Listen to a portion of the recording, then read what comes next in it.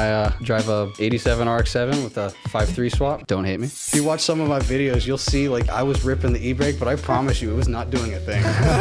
I'm so glad I'm from that area, because the bad thing is I don't feel like I'm super good because there's so many good drivers around, like in the area. It forces you to get better though. But that's why. That's what I love it. Like I was like I love watching all the really good people because I wanted to get better. My car caught on fire twice before I even ever drifted. I turned in and I went straight into that wall, right into it. The passenger side wheel was the first point of contact. It says I'd idle at like 55. And so like I'm like, that's definitely not it. As long as this thing's moving, I know I got oil pressure. Yeah. But that wasn't even the bad part. It was the wires that I was using to connect it was house wire. Stay fresh like a brand new shit, that new smell, switching it up, two-step. They try to text, leaving my brain. Ain't nobody smooth like me. All right, boys, before we get into the podcast, jump on over to circleofdrift.com, grab yourself some of the new merch that just dropped. Now, the first part of the merch is probably one of my favorite and the one you guys have talked about the most wanting, the Drift Cat merch, because of the cats that come on the podcast. Sometimes you guys seem to love them. We got them in normal t-shirts, hoodies, tank tops, flags, blankets, phone cases, and I even threw it on a cat bowl. And on top of that, I have a full July drop. And with the July drop, I have a brand new logo for it. With the t-shirts, you have a black and gray camo with the new logo, along with a denim style t-shirt with the same embroidered logo, but it's a little bit smaller on the chest. And possibly one of my favorites is the hoodie that I dropped with the embroidered logo as well, but we have it in all sorts of colors in case red just doesn't suit you for you and your car. And one more cool thing that I wanted to drop with this line was a windbreaker. We haven't done a windbreaker yet. This one has the big Circle of Drift logo that's just patternized on the top chest of the windbreaker and inside the hood, and the rest is just black because, you know, we work on cars, we get dirty. And on top of the new merch drop, in the next episode, I'm gonna have a fantastic giveaway for you guys. So stick around, make sure you hit the subscribe button, turn on bell notifications so you don't miss it, and go to circleofdrift.com, grab the merch so that we can continue to do great content and possibly even bigger giveaways for you guys. Cheers to that, boys. Let's get back to the podcast. Welcome back to the #1 Drift Podcast on YouTube. I am Dawson, and this is Garrett. Nice to meet you. Thanks for coming on. I actually don't forget to subscribe. I almost forgot where I was for a second. But yes, look below you. If that button is still not or still red, go ahead and click it. That way you are subscribed, and hit the bell notification so you don't miss a single episode. And that's actually all I'll go after for the announcements. So if you want to give yourself a little rundown for them. All right, I'm Garrett. I drive a 87 RX7 with a 5.3 swap. Don't hate me. It's a good old love it. I can't even speak right now. I'm just first podcast, so it's going to take a second for me to warm up because I'm trying to figure it out. We'll get 5 minutes in and you'll forget the cameras are there. Exactly. That's what I was saying. I just need to warm up a little bit. Yeah. Well, tell me a little bit about the FC, what kind of has been done to it. You don't have to go into depth yet, but... Well, let's see. First, immediately swapped it with a 5.3. Just had to do that because completely clueless starting out. And I needed the simplest and most easiest way to do it, and thinking that was the easiest way. Definitely not. Yeah, we'll get into that.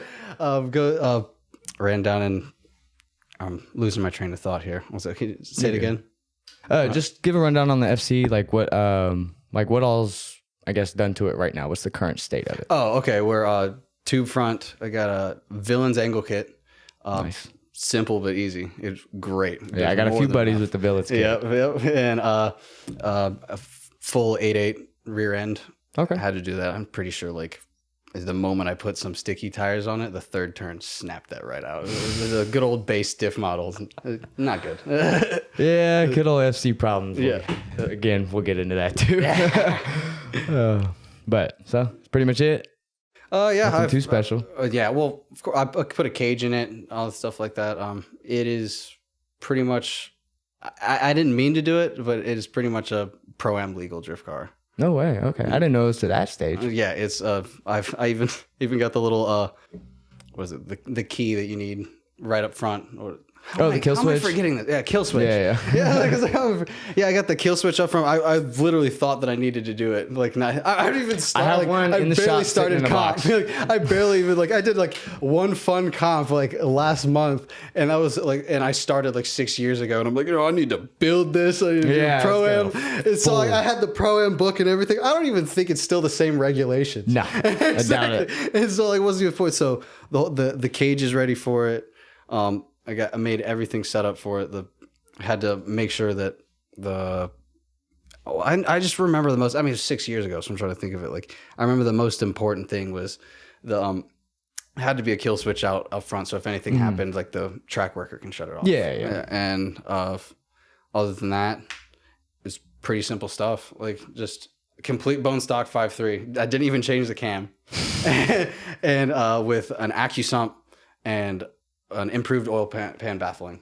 And well, at least you did the major thing. I did the most. Like, I thought I was doing all the like supporting mods, and that was it. So I didn't do anything with the engine besides putting like an LS6 intake. But you have to put that to clear the hood in the RX7 anyways. Of course, yeah. So like it wasn't. I didn't even count it, and just put it in.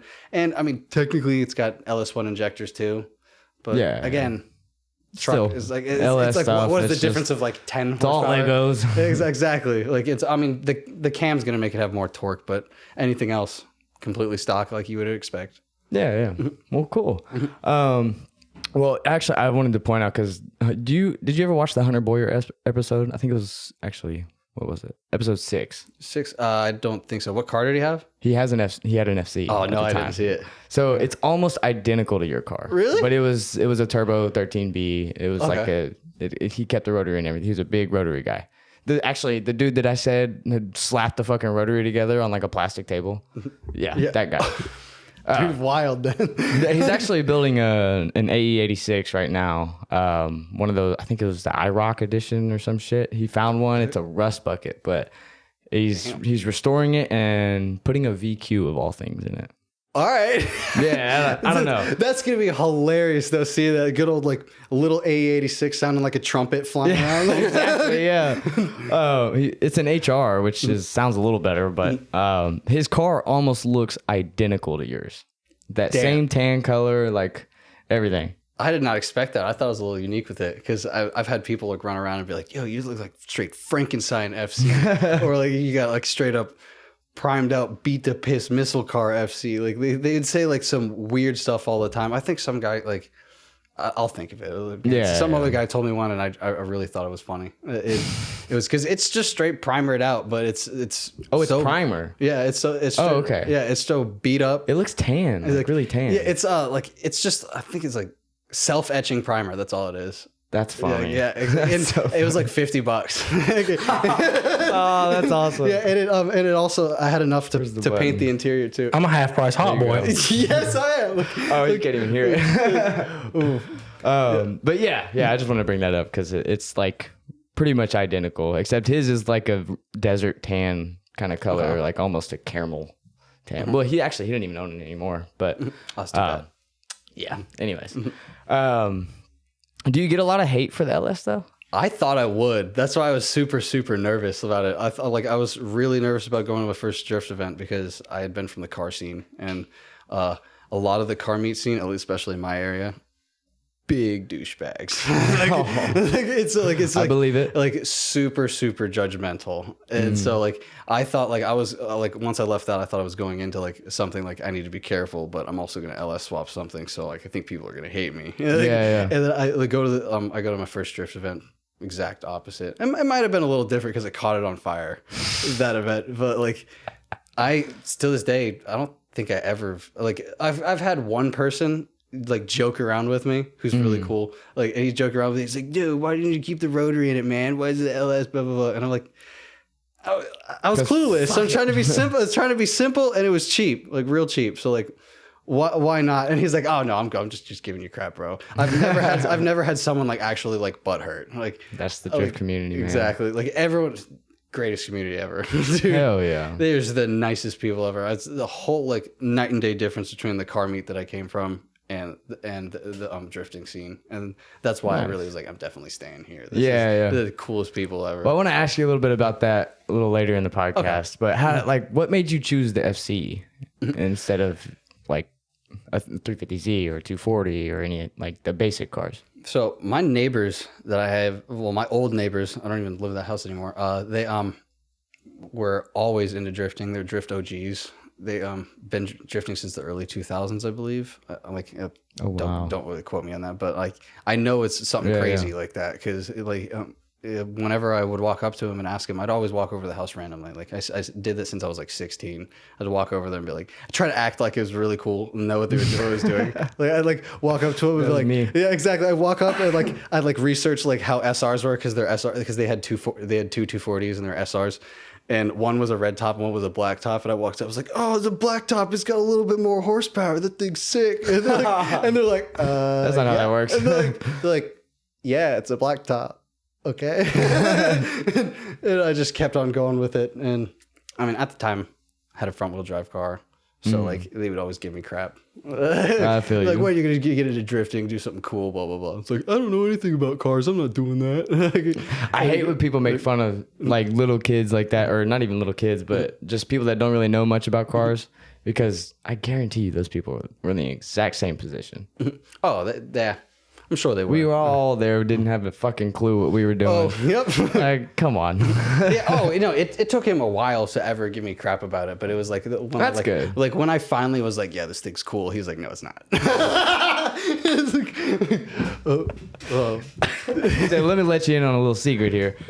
Not really. Yeah, exactly. He's like, you're still in high school. Front wheel drive's cool then. But.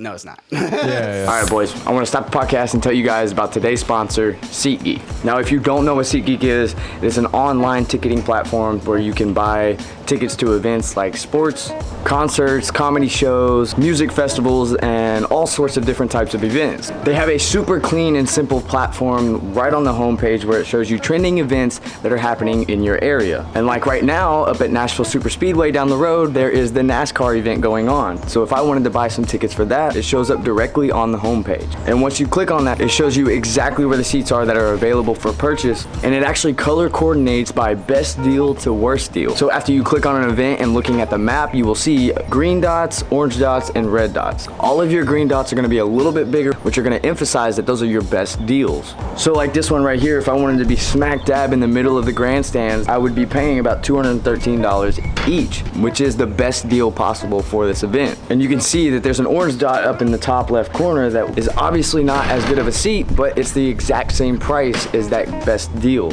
And all of these orange dots are gonna be your moderate pricing. SeatGeek is one of the best online ticketing platforms, and they wanna make it as easy as possible for you to enjoy these events at the best price possible. And that's why on top of that, they're willing to offer you guys $20 off of your first ticket purchase on SeatGeek. And this is the absolute most important part. So whenever you get to the checkout screen, you wanna scroll down a little bit to where it says, have a code. You're gonna click on that and you're gonna type in Circle of Drift in all caps. And this is gonna secure you your $20 off. I know you guys are looking at some of these events happening around you. Go ahead and take advantage of this special offer now. So thanks again, SeatGeek, for sponsoring today's video. Let's get back to the podcast. Well, what coilover setup are you running? I'm on Fortunato 500s. And why'd you go that route? Didn't really know better. Like it was one of the first things I bought for the car when I was building, and I knew that they were in my area, so I was like, all right, I can order them and not pay for shipping. Yeah, and I can also go and pick them up. And I think like 2 or 3 months later, they're like, yo, it's ready. I came and pick it up, and they were the coolest people. So hell yeah. Mm-hmm. What do they have like different series as far as, because like obviously BCs, they have the BR, the DS, like all the different series of coilovers. Yeah, I'm not 100% sure like how it does go, but I do know that like the 500's the basic of basic. Mm-hmm. Like there's the 510s, what most people end up going to, and there's another level. I just don't know what it was called. Mm-hmm. I should have asked Dustin what the like technical drift spec are. Mm-hmm. But anyways, yeah, I just wanted to know that. So you said you're running a villains kit though. Yeah, for the angle kit. Yeah, for front. What made you choose villains over any of the other kits? I don't really know how many angle kits there are for FCs, actually. The price, and I'm pretty sure there wasn't an option back when I did it. Really? I think there was just Wise Fab. Oh yeah, fuck and that. And yeah, no, That's a no-go. Yeah, exactly. It's like I'm building my car for the first time. I have no idea what I'm doing. I'm trying to learn. Simplest is simple, and I think dude, the villains did it was so cheap. Like I just pulled my knuckles off, sent it to them.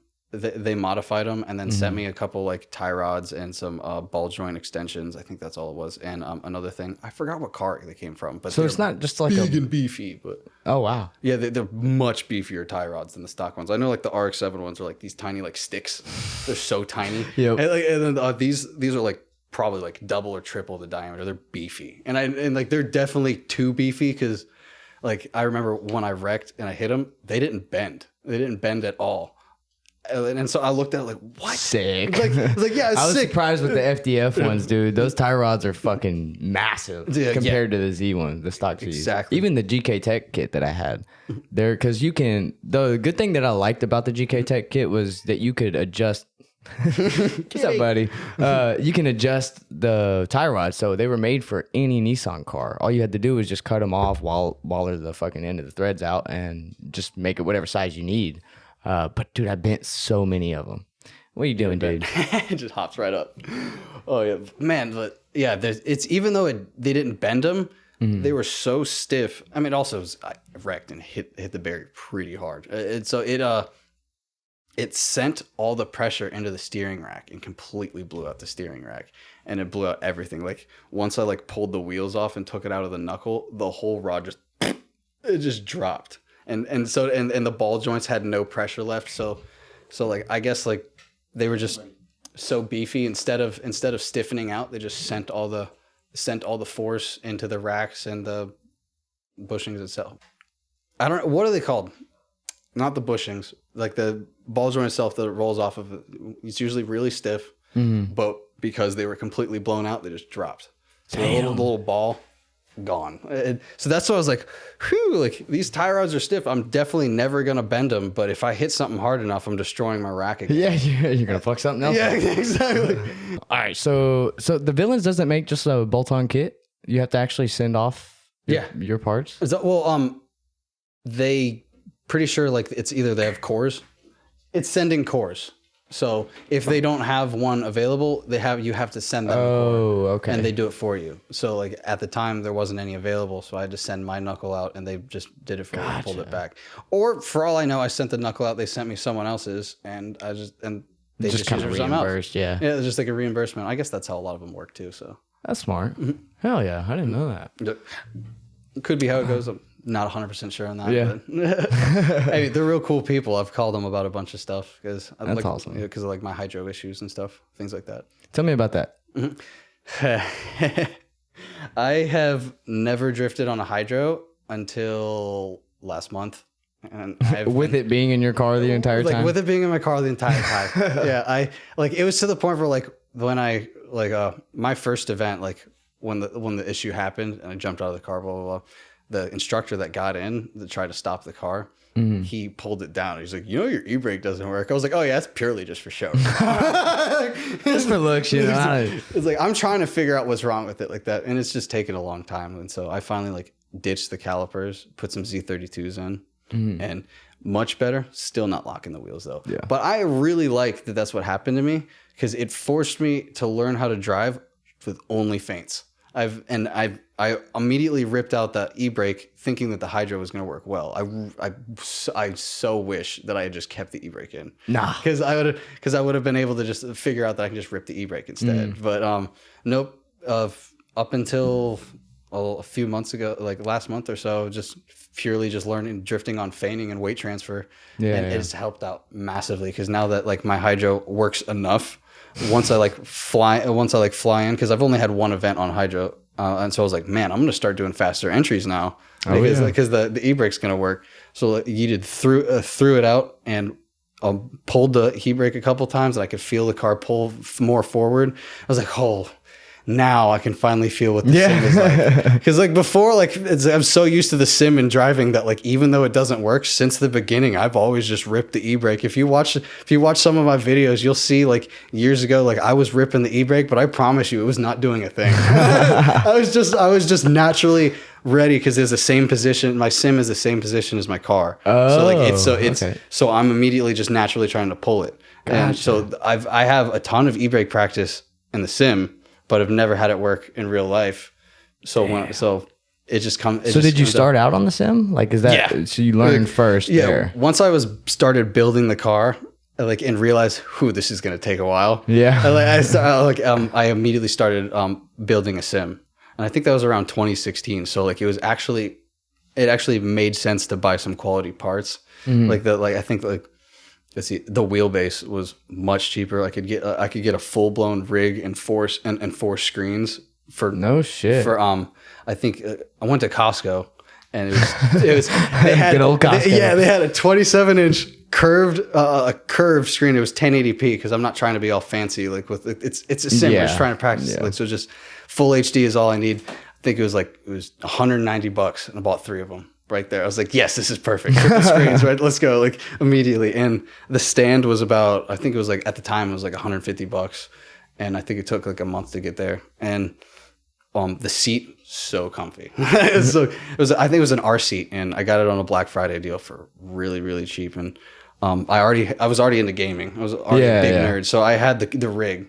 I had the computer rig already ready to go. So I just needed to worry about like making it comfy and making it just like the car.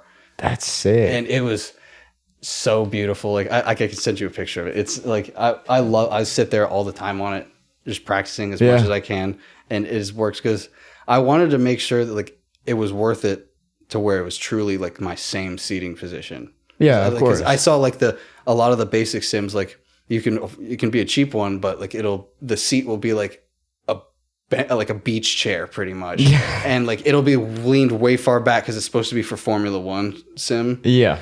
And I see a lot of people buy those because it's like I think like maybe like $150 or something like that. So they get away with it. Like, it's like and it has like a wheel stand or whatever. But I was messing around with a friend and he has like a little cheap G27 and it was literally shaking the stand, and it's a G27. Like that's the only one, the only type of sim I've ever even tried. Exactly. I suck at it, but I tried drifting that thing. It's so hard to drive this thing. I swear it's because the wheel is so small that we're throwing it really hard and it's rotating way harder than we're ever used to. For me, it was just I learned how to drive in the car first. So I've always said if you learn how to drive in the car first and then try and go to a sim, does not translate. No way.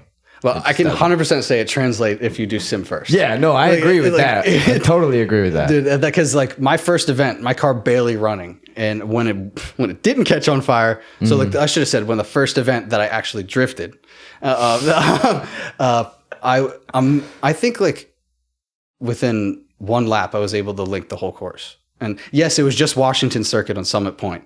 It was very simple. But still, I mean, but I love that I could just immediately link it, and I had to clutch kick so much, which started making me think like, why am I? It's an LS. Why do I need to clutch kick? Yeah. And then I started realizing like I might have some power issues, but it was clean. Like I watched, like I just went back and watched a couple of like my vids just to see like how it was, and I didn't realize like I was pretty decent for the very beginning. Like, and every person I've talked to that has started on the sim, their first track day, like they're linking the track within a couple laps at their first event. For sure. And like I think when I went to Richmond for the first time, they had a track set up like it was an old school setup like Japan. Oh, sick. So fun. Like and they taught so well. Like I really think that a lot of like my learning quickly had to do with them. Because it was really hard driving. Like there's straight up Jersey barriers on each side, and you had to enter every time. Yep. And like the couple of other turns, it was really easy to link it after that. Like this, I think this track was set up for crazy entries, and then if you can link the rest of the course, great. But it was the rest of it's like 4 for turns. Low power cars. You start off fast and it gets slower. I think that's why like every event I was at with there, I had no clue that my car had no power because I didn't need to worry. That's awesome. And so like because I still had to clutch kick everywhere, and third gear just did not work whatsoever. Yep. But that track never needed third gear unless you were ballsy and you were hauling. And like, well, I should say that for something with a T56 and a 373 rear end, third gear is going to be tough there. But I know that there was a lot of people in 240s that had the really high rear end gear that were ripping third and fourth. So it's like, it all depends on the car too. Of course. Yeah, man, I really think some crazy drivers came out of Richmond because of them. Mm-hmm. There isn't events there anymore, sadly. There's a bunch of sketchy stuff that happens. Too bad. Like what? Exactly. The event holder was scamming people. That's as much as I can say. And so you ain't gotta go too deep. Yeah, exactly. I don't I was not involved in it. I thankfully did not get told asked about it, and I thankfully did not get possibly scammed, but a lot of other people did. Ooh. And so I keep it at that because I don't want to start. No, yeah, you're fine. You're fine. Yeah, because it was a couple years ago. There hasn't been Richmond events for a couple years because of it. And the first event back is a whole new U.S. Drift's holding it this time. So we might finally have it back. And it's July 1st, which is next weekend. I don't know when this is going to be posted. So 2 weeks. And I know that people were missing it in Richmond because 5 minutes after the signups happened, sold out instantly. It was crazy. Oh wow! I was like, dude, we're itching to get back. Exactly, because it's a great place. There's some crazy drivers out of there, and I learned a lot from those drivers, special things. But other than that, you go to Summit Point, some ballers there too. I'm sure there, crazy, man. Because I'm so glad I'm from that area because the bad thing is it makes I don't feel like I'm super good. Because there's so many good drivers around, in the area. It forces you to get better, though. But that's why. That's what I love it. I was I love watching all the really good people because I wanted to get better. That's why I tried doing the fun comp at Dominion because it was I knew that I'd get some good practice and possibly get some good drivers. And it did not look like a fun comp when you see the names. So I was I looked at it oh, this is my first comp and it is not. Should I just back out now? Yeah, that's the I don't know about this. Ooh, but it ended up. I mean, I got knocked out first try, but but I found a ton about my car because of it, and I also got the comp itch. I want to do another comp so bad now, but I'm not going to spend crazy money on a comp ticket until I'm confident that the car's ready and I'm ready. I don't think I'm ready. If there's a fun comp to sign up, I'll do it 100%. But if it's an actual straight up. So is comp, that your goal? Do you want to eventually 100%. Getting into comps is what you want to do? Yes, for sure. I'm failing my way to the top right now. Failing with that. I love that. It's slow and steady right now, but I'm doing. That's how I think that's how I learn. Slow and steady, gradually. We all got to fail to get on top. Exactly. So. I have so many failures. That's why I said after 3 years in, I finally stopped being why do I keep fucking up, and just went, all right, just accept it. Let's learn from every mistake and keep going and run it. And I've gotten a lot better since then. Not driving wise, just how to work on the car and all the stuff like that, because that's where most of my mistakes came from. Well, you mentioned that before you came up here. So give me a little bit of rundown on some of the big issues that you had to deal with getting that car to the track, even. All right. So the first one. Sit back and relax. Yeah. So the first one. I got to think of it. I had so many stupid things that it was to the point where a couple of them, I'm beforehand, I would have been how the hell could someone make that mistake? It's just I was doing some very stupid things the transmission mount. That's the first one. We had to, because it was for the Ronin's kit for the swap. It was you had to drill out a couple holes and cut and chop off the old RX7 mount for the transmission. You have to chop the old transmission mounts off the RX7 because the tunnel has it attached. And so it doesn't just bolt in. Mm-hmm. The trans mount doesn't just bolt into the chassis. Well, for swapping it. For swapping it, and so you have to cut those out. Well, that was one of the first things I did, and I don't know why, but I cut it right off, directly off, whole whole mount right off. So I had to go back to my neighbor. I'm hey Carlos, can you weld a hole for me? SOS. And he had to like he came back and I said like the first time he looked at it, he just started laughing his ass off. I was like, he was like, what? I knew you'd do something like that. Exactly. He's like, we got to start somewhere, bud. He's like, because he was building an RX7 too, an LS swapped RX7 too. That's how I got into it. Oh, that's perfect. Yeah, he's like, he had just gotten rid of his S14. And it was Good a choice. missile car. Like I looked at it and I was like, man, like coming from like never drifting at all, and the first drift car I see is his. I was like, this is beat to hell. And he's like, it's a missile car, baby. Like, it's a party car. He said something like that, and I know that's like, and I was like, what? What did you say to me? And he's like, all these dents and all these huge holes and squashed in parts. That's character, dude. Yeah. In drifting, that's character for sure. And I was like, okay. Whatever you say, like that sounds cool. And I think like a year or so later, I came back and it was gone, and he had an RX7 in there, and it was rough shape, like really rough shape, and it had like an old like 350 V8 with just the block sitting in there. It was just the block sitting there, nothing else. He's like, obviously, I'm not going to use this. I was like, I just got it for the chassis. So it just came in the car. It came in the car. Like I'm pretty sure he took it out and scrapped it or did something like Probably, that. Like, that's it was where it belongs. rusted. Exactly, it was rusted to hell. And he was pretty. I looked at it. I was like, you're gonna actually like build that, right? Like, because I'm clueless at the time, so I didn't think like that. That's like his like 10th car or whatever. How many cars he had, and he's like yeah, he's like, this thing's dope. Like, and you should he's like, you want to really get into drifting?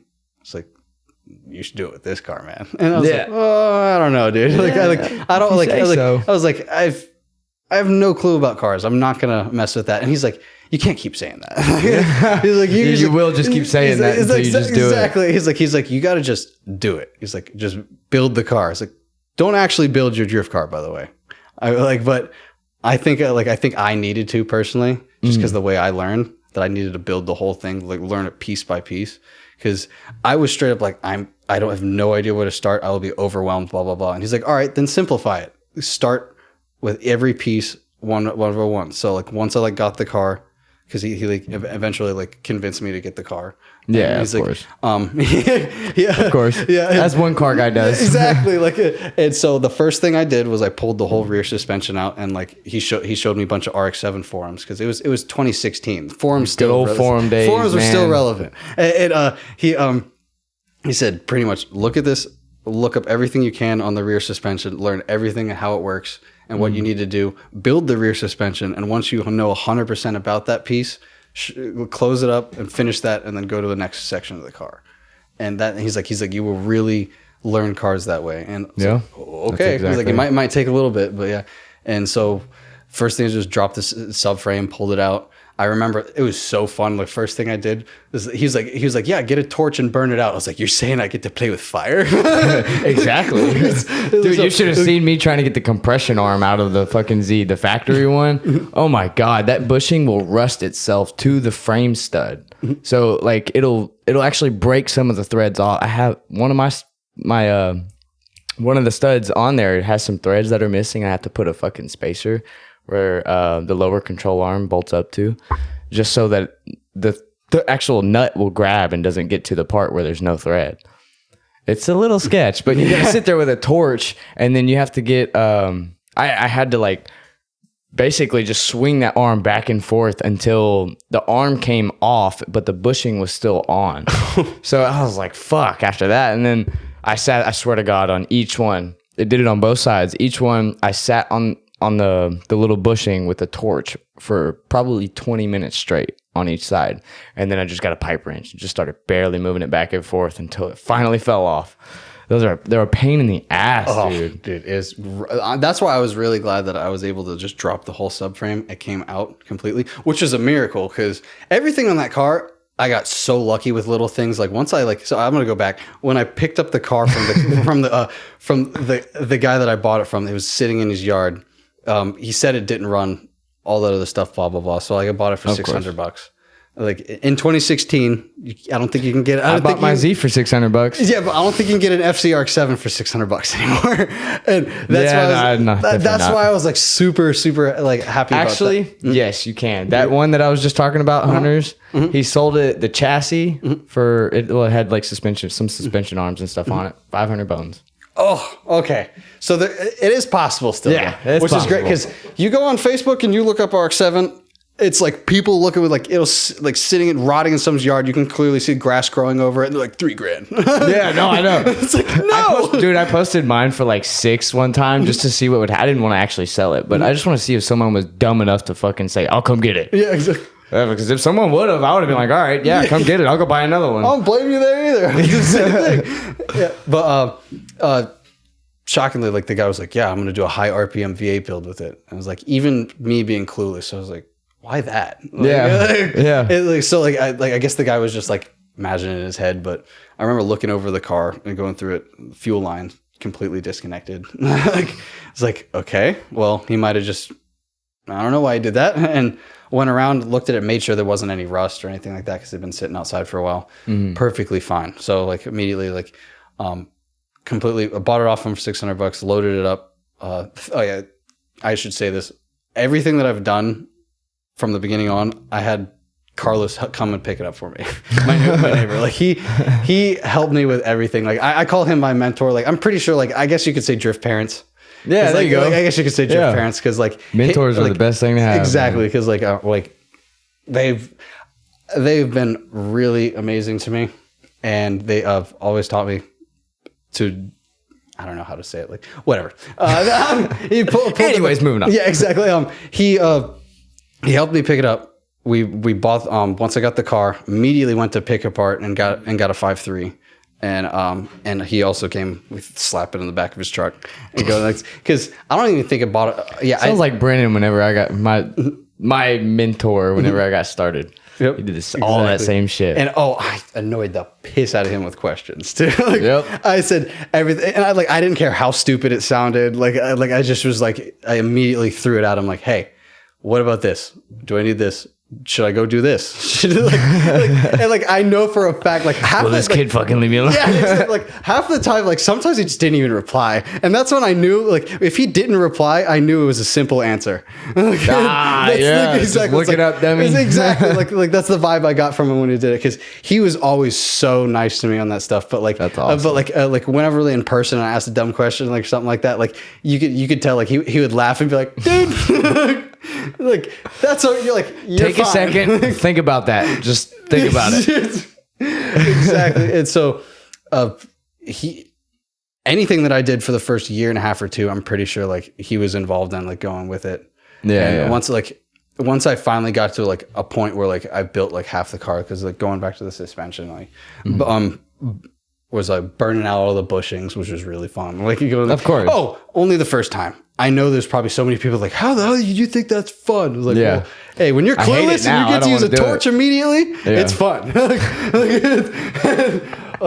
It dropped all the way, like the stuff dropped out really easily, and I used all PBM bushings for the stuff. And It looked all pretty, and and because the car was out, because the whole subframe was out, I sanded it down and primered it and painted it just to look nice. Like at one point, the whole car, besides the body, if you looked under it, everything looked brand new and fancy and painted. Like, because I had so much time that once the piece was done, like the first thing I did was the rear suspension. I was like, all right, now let's make it look pretty. And like the subframe and arms, and I painted it gloss black. I mean, the gloss is gone by now. Yeah, of course. But it looked so sick at the time. I was like, yes, one of those turbo cans now. Exactly. Like, I used a spray can everything. Yeah. Spray can. Have you ever used one of the turbo cans, dude? Not yet. Oh my God. I sprayed my helmet with one. And I probably shouldn't have with my helmet with how much curvature like it has. Those things are gnarly. The spray is like this wide for a rattle can. And the can's like this tall. It's gnarly. You could paint a whole car with it. Like like it's just a normal gun. Dude, I want that. You should do it. I wish I had that for when I was spray painting the car, because I also painted the inside. Sell them at too. Home Depot. I'm about to grab them for sure next time, because well, thankfully, because I joined Mima's Garage, I'm a good old team now. Like, there you go. Yeah. Ridge is a painter, and he's gonna paint all the cars like he's already got it orange, and Chris, the other guy, already has his car orange. It's an S13 with a V8. Super sick. Ridge always shreds in it. And and Chris has an S14 with an SR swap. Both of them are like super bright orange with black hoods and roofs. And nice. And it's I recently joined, and Bryce also, I don't know how recently he joined, but he doesn't have an orange car yet. So that's why I said, like, I know he joined not too long ago. Yeah. They're all from the Richmond area. They're boys, because I see them on a lot. I'm like an hour from them, so I can't really like hang out with them a ton. I wish I could. Exactly. But man, I can't wait for when we finally get it painted. Like, because Ridge, when are we painting this car? Have you ever painted a car before? No. No, dude, it's a whole different feeling once it comes out and you're done with it and you start peeling that tape. Oh man. You're like, this is a whole new car. It's fucking fantastic. Wait, the car's been primered its whole life. So like, it's going to be weird to see it painted. But, my kit is beat to hell. So even though it's going to be fresh paint, there's going to be zip ties everywhere still. The side Just skirt. do some fiberglass work. Do a little bit. The people keep trying to tell me to do it. I'm just so lazy. It's not that. It sucks. It definitely sucks because it's very itchy. But if you do it properly, like, it's not that bad. I wouldn't be surprised if Ridge makes me do it. Because like my left side skirt, when I like that fun comp like that I was in, it was at Dominion Raceway with AMA Motorsports. They are awesome. We had to cancel like in 2 weeks. They had to cancel the next Dominion, which was in 2 weeks. I was super excited about it. No. The bunch like weird situation, sadly, but coming back in October though, and not enough people signed up. Oh, okay. So I think a lot of it had to do with drifters sign up last second. And that is a big problem, man. And Dominion wants their money at a certain time. Yeah, and which I kind of understand it from the driver's standpoint, of course, because like you want to wait and see if the rain's gonna be like nobody really wants to drive in the rain anymore. Yep. I think it's kind of fun. I will say the Dominion event, the fun comp I was at, it was raining. Yeah, and it was the most fun I had ever had. Everything's in slow motion, man. Exactly. It's awesome. I was on the same set of tires the entire time. Yeah, it was beautiful. Like I got two events out of Accelera 651s. Does not usually happen. Nope. Definitely not. Yeah, exactly. I used to go through Acceleras like nobody's business. But they're a smoke tire. They're so awesome. Like every time they're on sale, I'll buy them. But like mine would make shit for smoke because I had my car so gripped up. I was like, oh, okay. Yeah, ever. The last year that I was driving that car, you would never see a trail of smoke behind my car because it was just so gripped up. That's really how my car was for the first few years, but that's because it had no power. Yeah, it was just in limp mode, basically. Exactly. Like it was, the moment I floored it, fuel pressure dropped. I didn't know it did it because I was clueless. I felt like I was like, so like every time I hear it bog out, I'm like, well, it's not working now. Let me just clutch kick it again, and then it would start working. Yeah. So I was like clutch kicking everywhere, just just ding, ding, ding, ding. Meanwhile, Carlos is like, you shouldn't have to clutch kick ever in a V8. Like I remember him telling me, you'll never have to clutch kick in this. You can just floor it over and do easy stuff. I was like, well, he must have jinxed that one because it's like I had not quite how it's working for me, man. Because I had such little power that I clutch kicked everywhere, and I mean it's to the point where like clutch kick real perfectly now. I love it. Hell yeah. And so like now I'm flooring it everywhere. It's because the car's at full power. It's great. Enters in, but when I like clutch kick, it swings so much harder than I'm used to. And like I finally gotten used to it, and I'm sure it taught you really how to drive the car. Yeah, I thought that's what I'm really excited. Like I was really excited about because I was drifting for the first few years at like 150 horsepower, and no one had any idea. Keeping up with the KA boys. Exactly, there you go. And so no one had any idea. So like I love that I was able to link the track and keep drifting the whole time with something with such little power.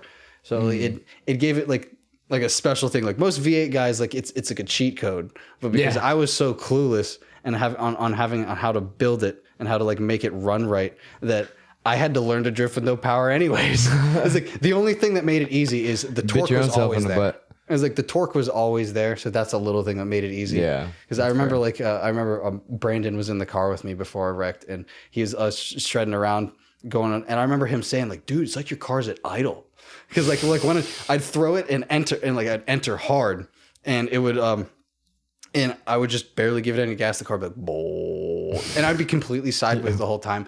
And like no one ever thought anything of it because they just assumed I knew my car was running right. But the whole time it was just because it was like pretty much like trying to shut off at all times.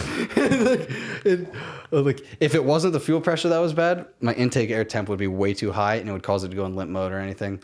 Got those two fixed, still wasn't right. And so it really had to come down to the two fire situations. So, my car caught on fire twice before I even ever drifted.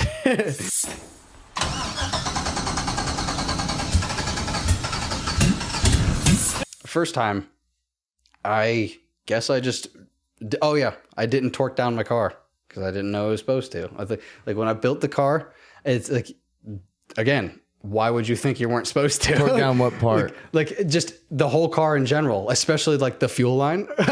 Exactly. Like so, the AN line wasn't all the way tightened, and I'm pretty sure the fuel rails. I'm pretty sure the injectors weren't. Dude, even AN lines come loose just for the fuck of it. I swear to God. The same thing happened to my car whenever I first got it started. Right at the regulator, it came loose on the bottom. Like as you're tightening other lines, one will come just barely loose. It'll just start spitting out gas. So I had to go back and basically retighten every AN line. And even if my shit is tightened, I have it all marked. I have every bolt marked now because I'm so freaked out about fires now. So like I have to look at, and even when the line's still perfectly there, I still put a wrench there and make sure it's tight. I don't trust anything now. So because the AN line was loose, the two bolts to the fuel line weren't even connected, and I'm pretty sure the injectors weren't all the way in. I was so excited to start the car for the first time that I didn't care. I wasn't thinking about it because once I saw that I had all that everything was situated, my funny thing is my friend Noah that owns a shop stopped by and was like, "Yo, how's the RX7 doing?" I was like, "Actually, I'm about to start it for the first time. You should record it." And so he started recording it, and it started cranking. And the second the fuel got to the rail, it dumped, and they wasted no time to ignite. I have a video of it. It's so crazy. Send it to me. Yeah, I will. Because they need to see it. It was at least this high up. When it initially did it, because there's no hood. I didn't have the hood in it, so it just went phoom. And I was like, "Whoa!" And he immediately yelled, "Ah!" Shut up! Exactly. I shut it off and I ran over. I had just bought the fire extinguisher. It was still in the box. And so I ripped the fire extinguisher out, and I didn't know what to do. I just ran over and just handed it to him. Here, fix it. And he goes, "Dude, what the fuck? You should do this in your own fucking car." And he's sitting there, he's doing it immediately. It's I guess I'm doing it, but he's bitching at me the whole time. Why the hell are you not read the instructions when you bought this thing? Exactly. And he immediately put it out. Thank fuck. It was the halogen one, so it didn't damage the wiring at all, which ended up still not mattering because I caught it on fire again. But so that was the first time the car started. So the excitement of the engine running didn't matter. Of course. Because it was whoom, boom. It was just instantly. And I thought it was funny. I was these RX7 people will definitely think it's funny. So I posted it to the RX7 the RX7 Facebook group, and I was like, when your RX7 found out you LS swapped it. Oh, I bet they had a heyday with that one. They loved it. I remember it got a bunch of likes, and people were like, blah, blah, blah, blah.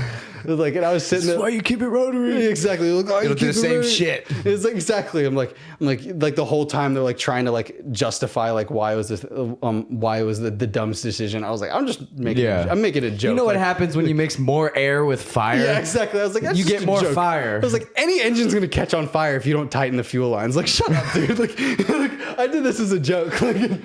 Oh, that's awesome. Well, tell me a little bit more about the FC problems, because a lot of people will say that, especially for drifting, you don't want FC problems when you are drifting. So what does that technically mean? I've heard a lot about the diff, the mounts for the diff will break very easy, stuff like that. Yeah, so there's a ton of issues with the rear suspension. It's practically a full trailing arm suspension. so it's always wanting to buckle in. I think that like Mazda designed it to where like when you're into a hard turn, it's like mechanical 4-wheel steering in a way.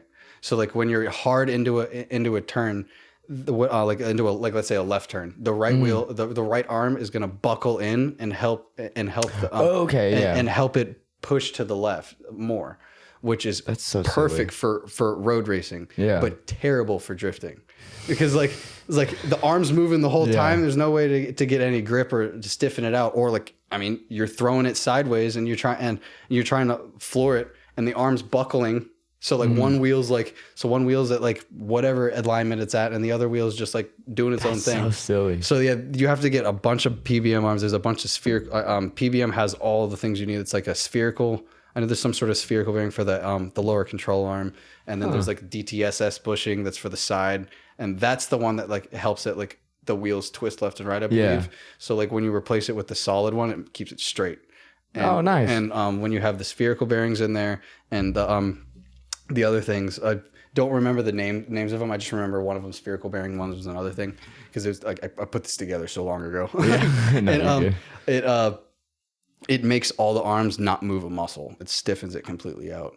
Gotcha. So like it still buckles a little bit, because I know that like the drivers, when you're getting it aligned, they want you to toe in slightly. Yeah. Because even though the arms are stiffened up, I mean, you floor it, it's gonna squat a little bit. Well, of course. That was my next question. What's like the ideal alignment setup for that? Because on a Z, you want to do the same thing, because when it squats, I'm pretty sure it goes out a little bit whenever a Z squats, and then like E30s, they'll go in, so you want to kind of point them out a little bit. Does that make sense? Yeah. So the E30 is really, I think it's pretty similar to how the FC's suspension is.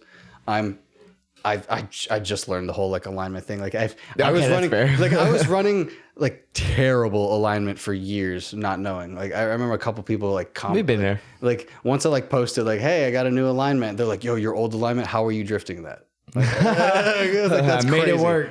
And, like I remember like when I first got, like I got it aligned by like one of the Drift Nirvana guys, just because I knew that they would be able to do it right. And this was before I wrecked and had a tube front or everything. And he says, hey, dude, like your thing's not completely straight. Like, it's like something's off about it. And I was like, I don't know. Like, he's like, I'm just saying, like, you go all the way to the left or all the way to the right, one's gonna rub into the frame rail really bad and the other tire isn't. It's like, that's crazy. A little weird. What's going on there? And I think my car was just tweaked or something. And he wasn't really sure. So like, he got it as best he could, and it was still super, super terrible. Like the front was bad. The rear suspension was way worse, because I'm telling you, the camber links on those rear suspension is weird. The FC suspension uses one arm for camber adjustment. It is so dumb, and it's on the left hand side. So the passenger wheel always is off. Like unless you get a bunch of different things, like. A bunch of people were able to use the PBM camber links and all the other things with the camber arm and be able to get it 0-0'd out in camber. Wow. Never worked my way. Never ever worked my way. One side was like the best with the camber arm completely jacked up. Mm-hmm. One side on the left was like -1 and 1.5, and the one on the right was like -2. It was crazy bad. That's crazy. What I found out is you had to run like adjustable camber links or uneven camber links.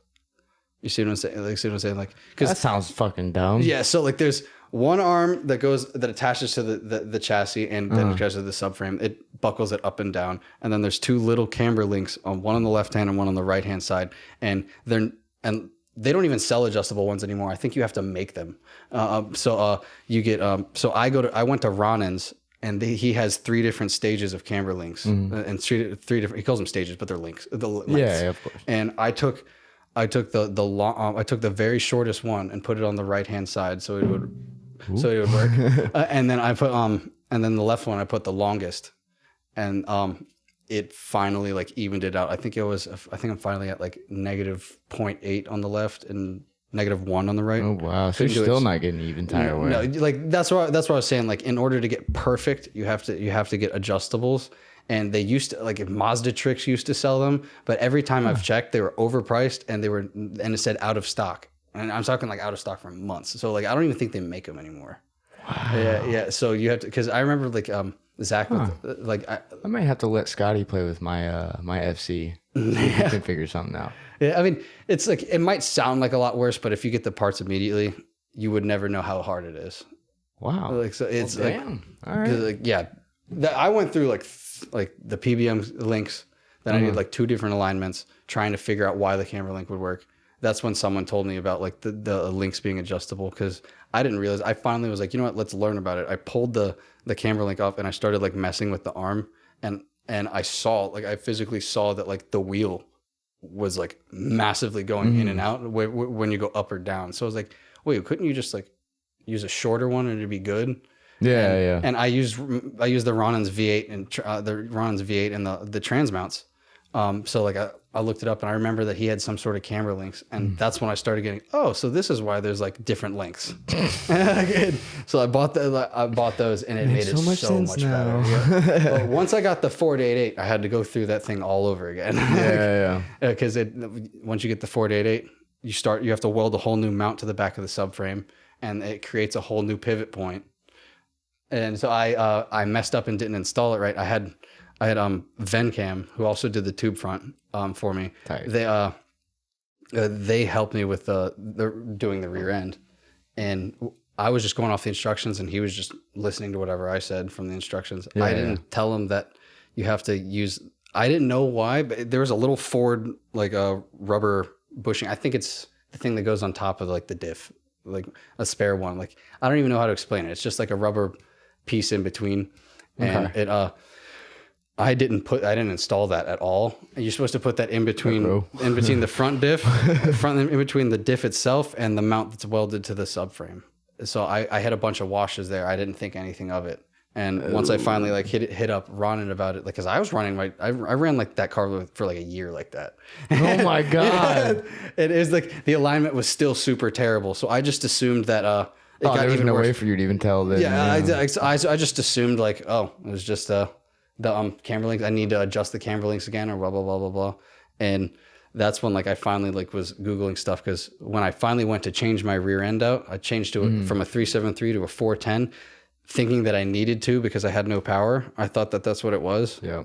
And totally wasn't it. But hey, I'm glad I have 410s now, because like now it's awesome. Like it works. Much better. So it definitely works. So, but I'm glad that happened, because once I pulled it out to do the gearing, I started like putting 2 and 2 together why it didn't work. And then I asked Joel who runs the Ronin, and he was like, yeah, that's supposed to be in between there that whole time. That's how you adjust the I hate those moments. Yeah, it's like that's how you adjust the pivot of the drive shaft. What is it called? Like with the pivot where the diff is mounted in the drive shaft, there's like a percentage of it. So like how much it goes up or down or aligned. Oh, okay. I know what you're talking about. Yeah, that's that rubber thing was there to like help with that, because you can tighten it harder or you can loosen it up, and it'll pitch back up and forth, and it actually moves the subframe. And that the whole reason that camber arm is only picks up and down the subframe is because that's how you adjust. That's how they wanted you to adjust the camber, was through the subframe, like pitching forward and back. Once you set the subframe, you then finally tighten it back up. It's weird. You have to you have to loosen the subframe slightly to like really adjust your camber the right way, and then you tighten it back up. God. Wow. And there could be easier ways to do this that like I didn't know about, but like I'm straight up YouTube. If there is, let us know in the comments. I was like, I'm straight up YouTube mechanic. So like everything I've learned with the FC was off of like YouTube or forums. So like if you're an FC dude and I'm completely wrong about something, please tell me, because I want to learn. Yeah. Exactly. YouTube University, baby. Yes, exactly. Like hell yeah. So since you have dealt with so many, like, I guess, issues with that car, what's like the most ghetto fix you've had to do? Dude, it's damn, I can't think. It could either be at the track or okay. So no, it wasn't even a ghetto fix. It was just me saying like, this is all I have, whatever. Like, yeah, okay, and it was like my oil pressure gauge. I had an old oil pressure gauge. By the way, that thing didn't even work right. I was so clueless. I didn't even know that it wasn't working right. I just thought I had that high of oil pressure. Like when I would hook it up, whenever I'd floor it, it would just pin to 80. it would pin to 80 psi, and then it would lift, and it would. That's not right. It says we were like idling. It says I'd idle at like 55, and so like I'm like, that's definitely not it. So as long as this thing's moving, I know I got oil pressure. Yeah. But that wasn't even the bad part. It was the wires that I was using to connect it was house wire. Oh my God. And so like it was like super thick, and I didn't know why house wire house wall. I can't. Even still couldn't even tell you, dude. Like I hate wiring. The only difference that I saw is house wire is super solid copper, and there's no like strands, and it's not flexible. So like it's flexible in a sense that you can mold to where you want, and it's super stiff. But if you try to like wiggle it around or anything, that thing will snap. And so like I shaped it to where like it worked right, put it through a hole, and like hooked it up, and just never thought anything of it. Oh like, my God. And so like until I switched to the Holley, I had my oil pressure running off of house wire. Don't use house wire. Long story short. Yeah. Oh my God, that's crazy. I know what you're talking, because I used to frame houses and stuff whenever I turned 18. So I've seen house wire and messed with it before, but I hate wiring so much. But that's why we have 5% off on wiring specialties. Use code Circle of Drift. Sorry, I had to plug that. Yeah, I get it. Because let's see. I hated wiring at first, mainly because I was so clueless and how confused I was. Like I'm talking like I freaked out like at just like the prongs and stuff. I don't know why I oversimplified. Like, I over difficulted it. I don't know. Yeah. Right now, but overcomplicated. Yeah, there we go. Cool. I don't know why I can't speak. But like, the 4 different prongs. Like I remember hitting up my buddy from iRacing, Ricky, who also helped. He also wired the first time. Mm-hmm. Couldn't get help to get wiring help for the Holley, so I was all by myself on that one. So I went through that, and it was real difficult at first because I was freaking out. I was like, Ricky, what prong do I put where? Do I put do I put the positive on the top, or do I put it on the left, or put it on the right? And he would just be like, dude, ground is this, trigger wire is this, and positive wire is this. And I'm like, that doesn't help. Where do I put like just tell me where to put the wire. Yeah, that's exactly. That's all I'm I like, need to know. I plug the wire here or whatever? And he's just like, dude, you're good. You could figure it out. Like, because I don't know what else to say with this. And simple Google search. Try that first. And so like I really just finally found like a post of someone like a video of someone literally doing what I was like, plugging it in the right thing. And once I saw that, I was like, boom, I understand it completely now. And that's exactly how I am. It doesn't matter how much you tell me about what I'm asking. If I don't see it visually, I'm not going to be able to comprehend it. And I immediately cranked out like a relay panel, put them all 4 spots, like brand new relays, and put every wire to every spot. And I even used a ground bus.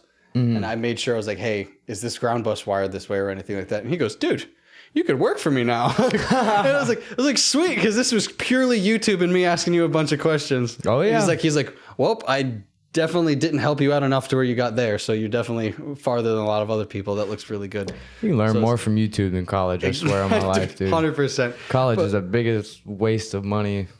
Never mind. That has nothing to do with drifting. Anyways, I know, I get it. Because well, speaking of nothing to do with drifting, well, it kind of does. iRacing. I got involved in that because when I first built my sim and tried to drift, I had no idea how to mess with the wheel. I had no idea how to use the wheel. So when I tried to drift, nothing worked at all.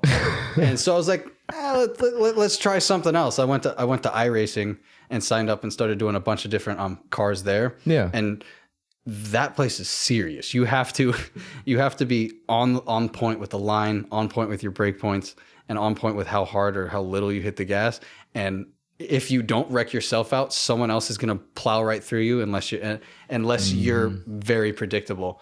And I think something to do with like holding that line, being super predictable, and being super clean with iRacing helped translate over to drifting, because drifting's all about the lines. Doing stuff like that. And I think that's my biggest struggle. I struggle at holding the right line or being on the right line, like with drifting. I think like once I get that down, I could really like do some damage in competitions. All that just comes with being comfortable in the car. Once you get it set up to where you're confident in it drifting well, you'll really start pushing the limits.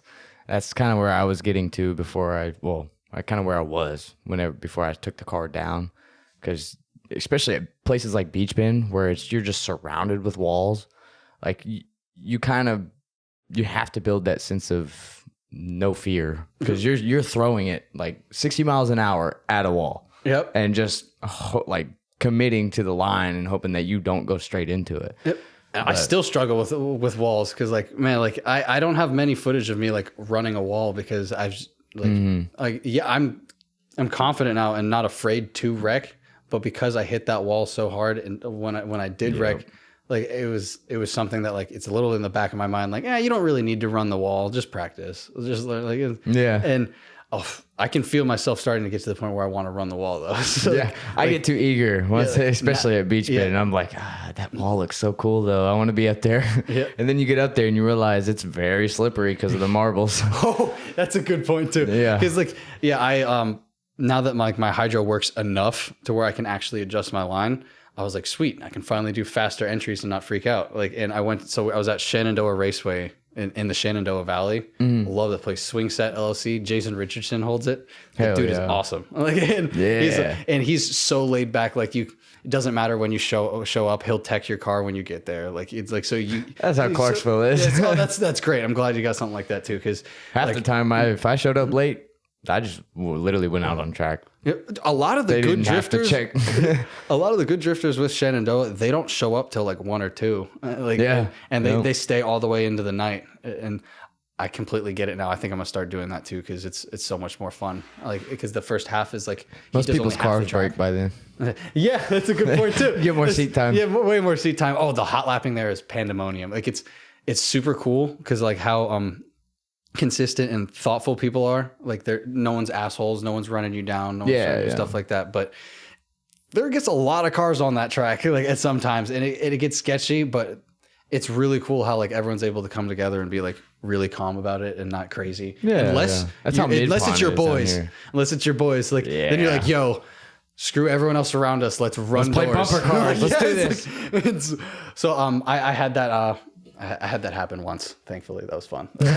Down here at Mid Pond in Alabama, they do. That's what they're kind of known. I love that track, man. I will always advocate for that track. But they constantly do hot lap. That's the only thing they'll do. And you can technically only have, I think it's 5 or 6 cars out on track at once, because it's an old go-kart track. It's very small and technical and stuff. But yeah, you get out there and you start hanging with everybody else, the bigger boys out there. You learn you have to fucking keep your drift. You got to keep it in drift. You got to link the track so that you don't hold anybody else up. There's a sense of urgency to hot lapping, and I love that. That's true. That's a good point, because my area, the hot lapping tracks, there aren't really like that big. So like it's not necessarily a thing, like the situations where one car is really slow and one car is really fast behind you. It doesn't happen a lot, because there isn't a bunch. Well, it's not really that. It's just like if you mess up and you almost spin out, but you kind of catch yourself. Like there's a car coming up on your ass pretty quick. So you got to learn you got to link the fucking track. And especially it being a road course, like you don't want to go off into the grass. It's extremely muddy there if it rains like for 30 minutes.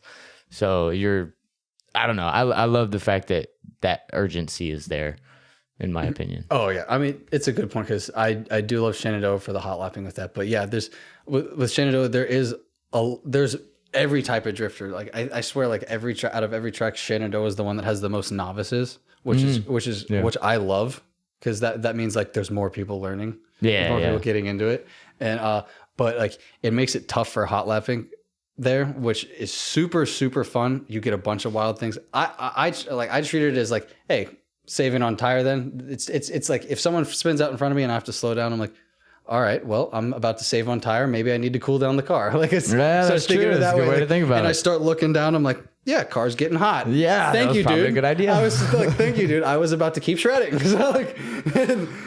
Yeah, you can fall into that trap really easy at Mid Pond. Oh, I get it. I want to go to Mid Pond. I've heard so much about it, especially because it's a super tight and technical. That's how Richmond used to be, and there isn't many tracks like that. Like it's a lot. Summit Point's a whole different story. Those tracks are crazy. Like I still have trouble linking the course on those tracks. Like it's crazy. Like it's like it blows my mind that like the drivers that show up there that can just yeet the whole track, shred it consistently and not care, because like that place is tough. There's so much different. There's so many different types of elevation changes and weird stuff. Like I still haven't even tried the bowl yet there. Like it's like the closest thing to a Nürburgring turn that there is. Like in the I don't know if there is another place in the country that has a Nürburgring turn like it. So like you can doubt it, because like people get clips of one guy shredding the top half and the other guy shredding the bottom half. It looks so cool. Like, hell yeah. That's awesome. Yeah, because that's like if you really want to like learn a ton of technical stuff, definitely Shenandoah. I mean not Shenandoah, Summit Point. Yeah. Because the tough part about it is it's the only way you can really like learn is if you're tandeming with the people or you're in their passenger seat, because the track's so big and there's so many elevation changes that spectators can't see a ton of it. Like, you can see it's okay. So like there's a bridge for when so it's confusing because there's a Shenandoah Raceway and then Summit Point has a Shenandoah track. so like the Shenandoah track is the one where people can see the most of it happening, and that's the one that has the Nürburgring turn. Gotcha. Stuff like that. Okay. But the main course, now that gets gnarly. You have to drive fast. I haven't even tried it yet. What's the speed for the entry? It's got to be at least over 70 or 80. Because have you seen Luke Fink's Corvette? Oh yeah, she has a crazy backy on like at Summit. Yes, that's Maine. Okay, that's Maine. Oh fuck! I see that happen. I'm like, he made that look so easy. Yeah, like that's crazy. Like because like whenever I do go there, like my first entry is gonna be like 40 or 50, and even then I'm gonna be like, eh. And I know it's not gonna work because you have to hit it that hard to be able to set your car up for the right line throughout the whole section. Because like that's how NSS is up here. It's like 100+ mile an hour entry into a long ass sweeper. It's so fun, but it's scary as shit the first couple times you do it. Oh, because that is something else. I wanted to. Wow, sorry, I didn't mean to like cut you off there. Oh no, I just completely lost my train of thought. Like with it, how difficult Maine is. Yeah, it's going down.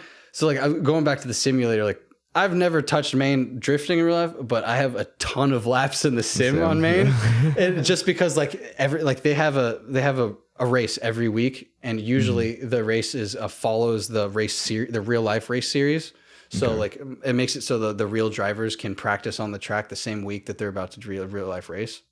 So that so like whenever Summit Point comes along, I'm like, I just want to do it because it's my home track. Yeah. So I'm just shredding in GT3 cars, just flying through it, and I'm just like it's just wondering like it's so much harder to do a drifting. Yeah, I'm sure. Because like you go out and then in and you just run through it, and there's like a very specific line with the GT3, and I'm about to actually go back and run it and see if the drifters run the same line as the race cars, because I'm curious about that. Because if that's the case, I'm really going to start using. Like, it have to be relatively the same. Like in a way, like because I know the times that it'll be different is when we have to like adjust and transition our car for like a longer. Yeah, because that's when it starts slowing down times and makes it to where the line is different from road racing. But I really think that like that's probably the thing that's helped me the most, and the people that I've gotten that I've learned from iRacing has helped out tremendously too.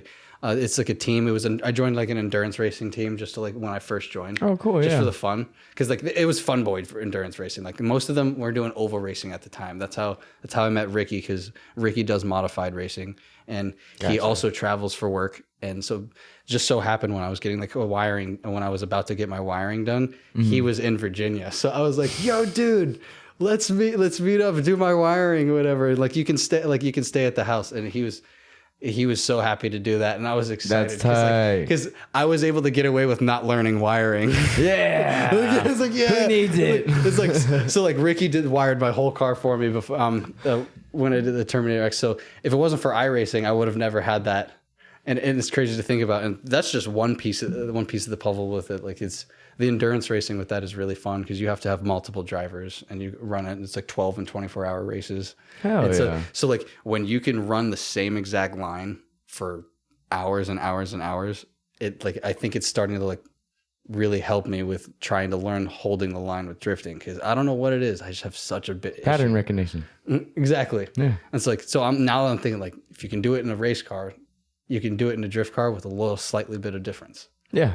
Yeah, just more loading the car up. Absolutely. Yeah. Hell yeah. Well, I know you wanted to talk about kind of, actually you mentioned it a little bit earlier, but the differences between drifting community and just the regular car community.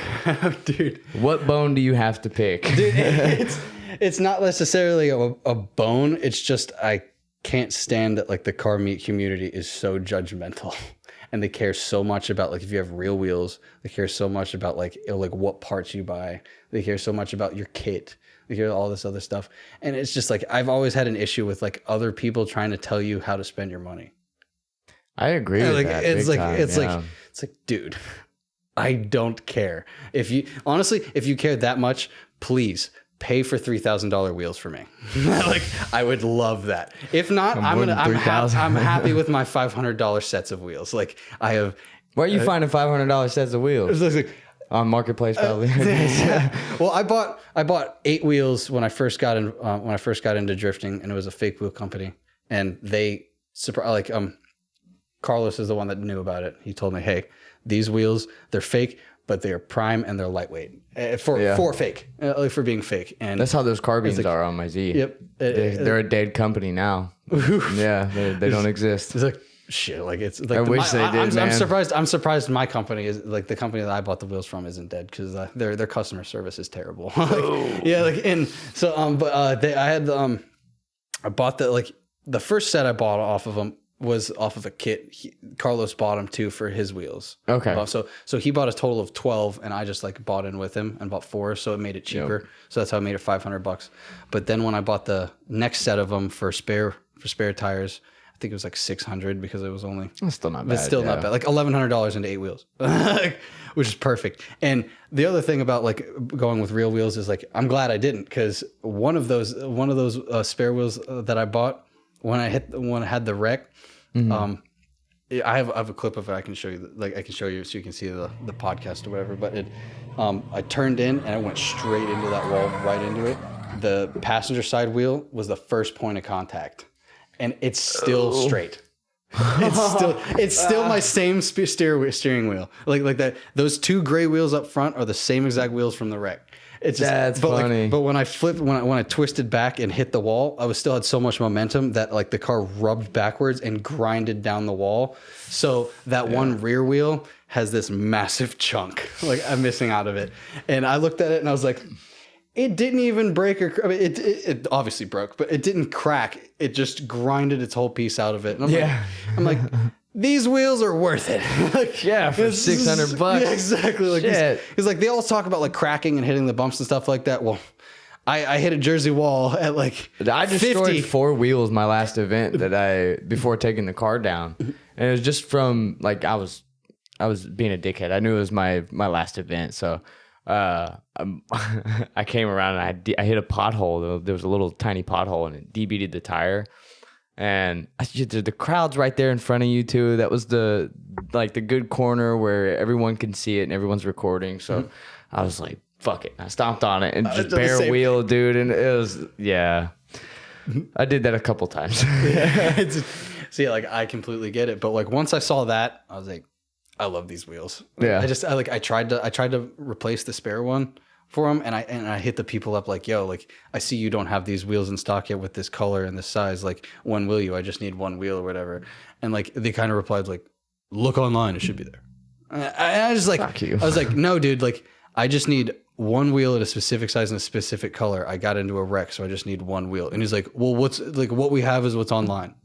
I was like, you know, I'm not even gonna buy anything now. I was like, I'll buy new wheels. I was like, I didn't even buy new wheels. I was just like, you know what? I only have 6 wheels now. Like, I was like, whatever. Like, I have the other wheel that like survived still has the same tire from the wreck just sitting there. Like, I was just because it has some tread left. It has some tread left. So like, whenever I have a situation where I have like one decent tire and one wheel, like, I'm gonna slap it on and be like, bet I can finally use this one again. Oh yeah, that's how NSS is, because it's mostly right or left turns, so you're eating up the right tire a lot more than the left. So That's just like that with Shenandoah Raceway too.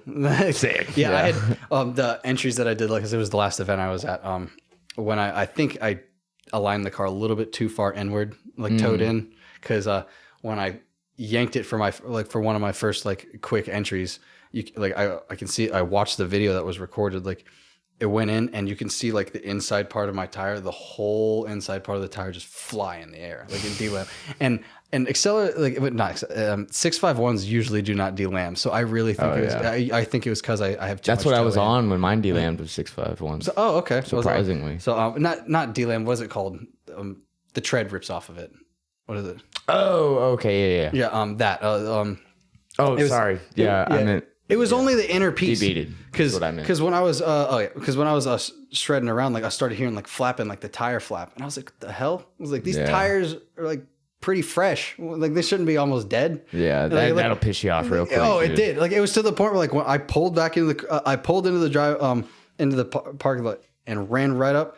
Immediately started jacking it up, like, what the fuck is this stuff? And the whole time I was bitching, my arm was rubbing up against my hot exhaust, and I was so mad I wasn't even paying attention to it. So I was like, oh damn, like look, and like I mean it was 2 weeks ago, but it's still there. Like it's where that came from. Exactly, like it's still there, like it's a little tattoo, funny. But it really took the whole thing. It was all wire, but everything else was there. It was all wire, and I went, paid way too much for these tires. I'm still going out. I don't care. Of course. Yeah, so I just kept driving. I think I drove for another 2 hours with them. Damn. Yeah, exactly. Like because I flipped them. I took the left hand side and I swapped them to the right hand side, so the other side would start getting the piece out of me. Yeah, the piss beat out of it. Because whenever I hit the entry is a hard left on the oval.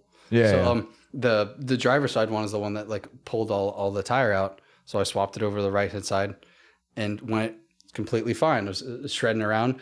That the tire that I swapped over never ripped off the tread, never did anything like that. So I was kind of like, what's going on here? Like, why is it not doing it? Then I figured out that the right-hand side uses way more tire, so I had to switch it back because I was going to burn whatever was left before I burned the other one. Oh, yeah. So once I switched it back, I did 2 runs, and I did the fastest entry like I could, not remembering that it's wire. So like the inside part of it is not giving me any grip. And threw it in like as hard as like at least I can. It wasn't. Yeah. It was definitely fast for Shenandoah. The people like damn, like let's go. But it was nothing like special to where like you would like look at like it would go viral and you think it was really cool. But once I went sideways and I was completely like full on sideways, sparks flying everywhere. Like I'm so sad that no one recorded. Like the guy that could have recorded it, like I did it too fast. Like it's like, and as you can see it in the video that was recording. The guy was like, "Nah, too fast." I was like, "No!" It's because the video that I saw, the cage was blocking the view of the sparks and the smoke. The only chance I had was with that guy.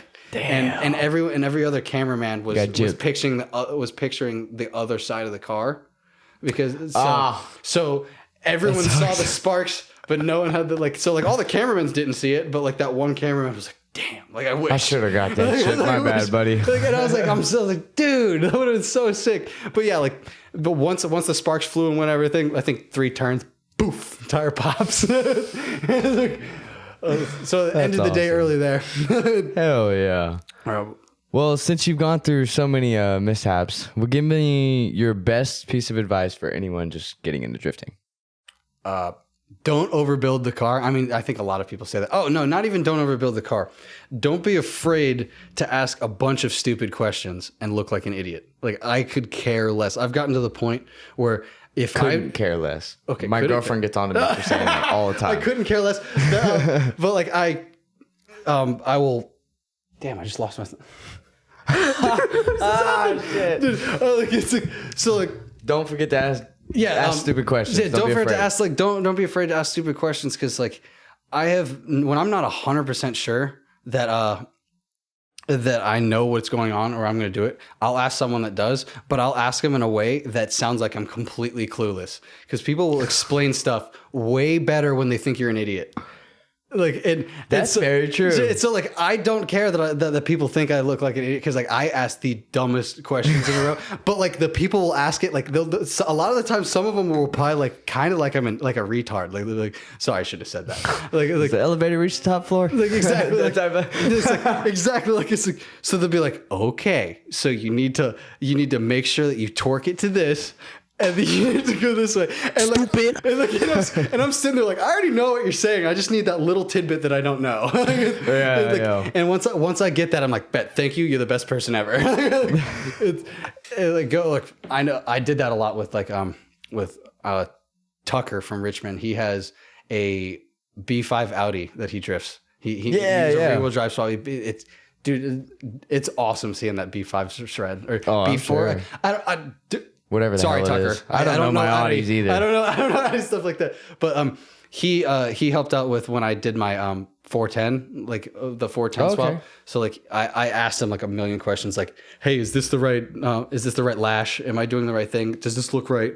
Yeah. Or if I do a thing, or hey, this will not come out, and I've broken this. I'm really pissed off. Like, and so like he'll be like he was the guy that's like, oh, you're probably good. Chill out. It's okay, dude. Like, you can get something else. You can do this one thing. And I remember he was one of the last person that like I asked really stupid questions, and he was really nice about it. So that's good. I think he gets the vibe because it's hard to find somebody that's going to be a dick about it, drifting at least. Oh, exactly. Well, they're not going to be a dick. They just won't answer. Exactly. And so like come on, bro. I actually like that better. Like I like it like instead of them being like. Instead of them like getting mad or anything, they just don't answer. Because like, and a lot of the times, like I see that as like funny. It's like if I get no answers, I'm like, all right, this might be easier than I think, and then I go back and relook at it. And so I was like, I really have no ego when it comes to that. Like, I could care less. Couldn't. Dude, gotcha. Gotcha, bitch. Oh. Yep. But well, cool. That was awesome. Well, I guess. Plug yourself, plug your people. Anything, anybody you want to shout out? Definitely shout out Mima's Garage, little team. I also have shout out NutriNeeds. They are Justin Kirkland is the owner, and he also is the formulator of it. I guess the chemist. He's the chemist. Okay. And so he does everything with the products, and they've helped me tremendously with my health and my situation like that. That's awesome. Yeah, and I also the whole Saturn thing. Yes, I only have to say it just because like I know my friend would get mad about it because he wants to hear like he used to have this supercharged Saturn Ion Redline. Mm-hmm. It might sound like shit, but those things were low key fucking badass. It was they came supercharged from the factory. Yeah, it was supercharged or turboed, and they were sick. They're just front wheel drive. Like we were on the way from a buddy to a buddy's house. Buddy Pat was in the front. He was in a Trans Am, in a WS6. I think it was a WS6. It might just be a regular Trans Am. He was in the Saturn, and I was following him. Dude in the Trans Am turns to the right into his street. The Saturn, he suddenly whips it and tries to drift. It goes sideways, and so he goes sideways. He rips completely sideways, and so I need to explain like the like building. There's a huge rail. There's a big telephone pole, and then there's a huge ditch, like a drop-off ditch, and then into a person's yard with another ditch, and then a massive tree to the right of that ditch with also their fence. And so like, he turns into the right where the guardrail's at, goes completely sideways, but he floors it with his tires still turned to the left, so it grips up. And it grips up and points with the front end back. Points right towards the telephone pole. So he yanks it to the right to avoid the telephone pole, and then it causes a snap oversteer, and it just sends him right off the ledge. And it sends him right off the ledge. And when I was watching this in slow motion, this car is mid-air, pointed right at the massive tree, and I was like, "Oh no!" Like I already know these two dudes that him and his brother never wear seatbelts, so I'm like, "Oh god!" It's like he goes right towards it. Once he hits air, like a good 3 feet. Like he told me he's like it felt like 10 minutes in the air. I'm sure. Like exactly, especially when you're staring right at a tree. And it was, once he hits the ground, thankfully there was enough room for him to bounce to the left, and he slammed into the ditch, and the ditch just punch, and it stops him completely right in his tracks. Okay, that's good. But he parked, and once it stopped, the tree is right in the passenger door, like against the passenger door, and then the other person's fence is to the left of it. And dude, he gets out looking like Squidward, because it's like he smashed his like nose, and he's like, he's like, I need to, I'm okay, but like, and like the whole car is smoking. There's steam everywhere because and the coolant is spewing in this guy's yard. Like, and the neighbor yells like, "Are you guys okay?" And he's just like kind of like half of it, and he's like, "Yeah, I'm good. Yeah, I'll be all right. Don't worry about me." And like his brother's like out of the passenger seat, like walks out like dazed, like fuck. That just get knocked the fuck out. Yeah, exactly. And then Pat, the one with the Trans Am, he didn't even realize that it happened. He went to his house, turned back around, and found out. It was like, he got out of the car like, whoa. Damn, what I missed. Yeah, exactly. Like, damn, what I missed. Like, and he's like once they like finally like realize like they're in someone's yard, they're like, oh shit. He gets back in the car. It starts right back up. No but way. It's steam. Like there's steam everywhere though. Like, and he's like, he immediately like, he's What like, a this champ, though. He's like, this thing's totaled. I don't care. And the guy's house, like he had drove to his house and then turned back around. It was like, we're like that close to the guy's house. So he starts up most to this guy's yard and then goes into the backyard of the other guy's house and leaves it there. And it sat there for like 5 years before he bought it back from his friend. And I think he still has it. He's just sitting in the driveway because he still needs to fix it. Like I saw, like he showed me a picture. It'll that sit there another like 6 years. Yeah, it's got like it's got a new front end. It just doesn't run. Like he has like 3 kids now. I don't even think it's ever gonna run anymore. He ain't getting that no time soon. Yeah. On a side note on that, the one argument non-car people make to me always is that they can drift a front wheel drive, and I can't fucking stand nope, that. you cannot. You can't. Stop arguing with me. You don't even know anything about cars. That's all I wanted to say about that. Thank you. Oh. But, well, was that it on the advice? Oh yeah, the advice. Yep, all just straight up, just ask as many questions as you can. Yeah, you were on. Ask as many questions as you can. Not care. Oh yeah, I don't have any sponsors. Yeah, it's like the Nutra Needs is just like it's helped my life, and I'm happy to say it. And I know the owner. He's helped me out with a lot of things. So I'm happy to say it. Oh yeah. Also, Wolf Clan Garage. Dude, like he doesn't even know that I'm on this podcast, but Josh Popkins is the coolest dude. He's the coolest dude. He's at every single event. Just send it to him when it goes out. Don't even tell him. He's like he's the coolest dude. He sells the shirt. And he's like his Wolfgang Garage. He's all JDM. He's all JDM. Like he sells a bunch of Pokemon stuff. He has classic Pokemon things for sale. I saw he had like the original Pokemon Coliseum for sale last night. I almost bought that. I'm not big on Pokemon. Like, I don't really know much about it. I don't even have Nintendo 64 or whatever it was from. I forgot. I was still like, I want to buy that. Like that's so cool. Just to sit on a shelf. But yeah, exactly. But he's been at every event. He was at the event when I wrecked, and he was like one of the first people that's like, "You having a good time, man?" I know you're not, but you having a good time. Yeah. And he's always been so nice if asked questions. Like he completely that's how he funds his life is from there. So like that's awesome. So he goes to events, sells those things, and plugs his product. And it's shirts. A lot of times it'll be JDM gloves. Sometimes they're SFI rated, depends on the ones. That's cool. It's just whatever he has. He usually has a huge thing of like old school JDM jackets too. He finds all this stuff. Like he's also got old school drift magazines, like D1, like the old D1 sport magazines and stuff from like the early, like the 90s and early 2000s. Like the shout out to you. Yeah, I was like, dude's the JDM plug. Like, so, yeah. I have to hit you up sometime. Yeah, right. Oh, well, awesome. I guess that's pretty much it. So don't forget to grab the merch if you haven't already. That obviously goes towards getting to some bigger, better podcasts. Travel costs are not cheap. So grab it, circleofdrift.com. But that is it. I really appreciate you coming on. You drove about 10 hours. So show him some love in the comments. Yes, man. Sir. But that's it. We'll see you guys next week. I appreciate for having me on too. Of course. Of course. Yeah. Look. Woo. Hell yeah, dude. You did great. Did it.